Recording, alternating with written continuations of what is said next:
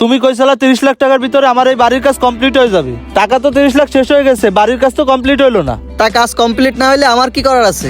তুমি কেমন মিস্ত্রি? কোন বাড়ি করতে কয় টাকা খরচ হবে তা তুমি বোঝো না? সবই বুঝি, আর এরকম অনেকবারের কাজ আমি করেছি, আর সেই অনুযায়ী আপনার হিসাব দিছি।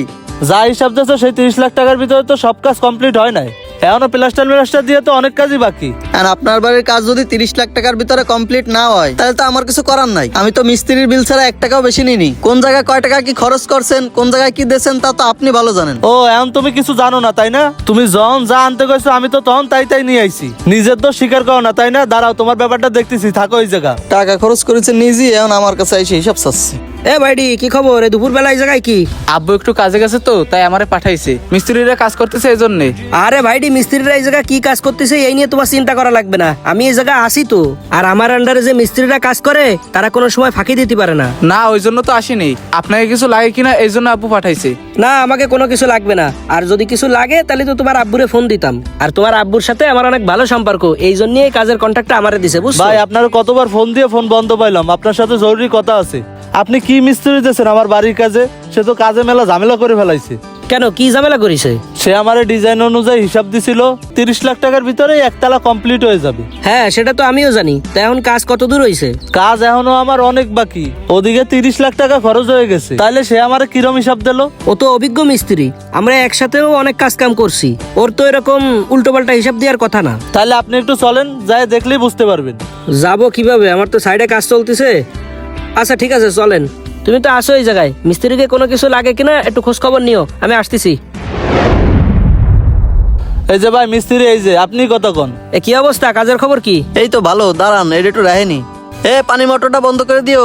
তা কি হয়েছে তোমার এই কাজের এই জায়গায়? ঝামেলা কি হয়েছে? ঝামেলা তো কিছু হয়নি, আমি তো ঠিকভাবেই কাজ করতেছি। এই ভাই আইসা আমারে কষ্ট, আমি নাকি ঠিকভাবে হিসাব দিনি। ঠিক কইছি তো, তুমি তো ঠিকভাবে হিসাব কিতাব দেও নাই। কইছিলা 30 লাখ টাকার ভিতরে পুরো বাড়ি কমপ্লিট হয়ে যাবে, সেই 30 লাখ টাকা তো খরচ হয়ে গেছে, এখনো প্লাস্টার কত কিছু বাকি। তা কাজ শেষ হয়নি তো আপনার নিজের দোষে। ডিজাইন অনুযায়ী তো কাজ আপনি আমারে করতে দেননি, কাজের ভিতর কত ঝামেলা করেছেন। কার সাথে কিরম কথা করছো তুমি? কাজের ভিতরে উনি কি ঝামেলা করেছে? উনি তো আমার ঠিকভাবে কাজই করতে দিনি। কাজের মধ্যে কি কি করেছে তাহলে শোনেন।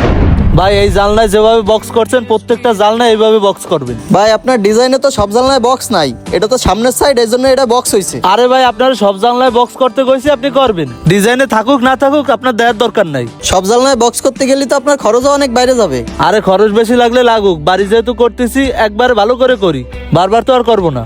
আচ্ছা ঠিক আছে, আপনার যদি টাকার সমস্যা না হয় সব জানলায় বক্স করে দেবানি, কিন্তু ইট যা আছে তাতে হবে না, আরো ইট আনা লাগবে। আচ্ছা কি কি লাগবে তুমি লিস্ট করে রাখো, আমি আনাই দেবানি।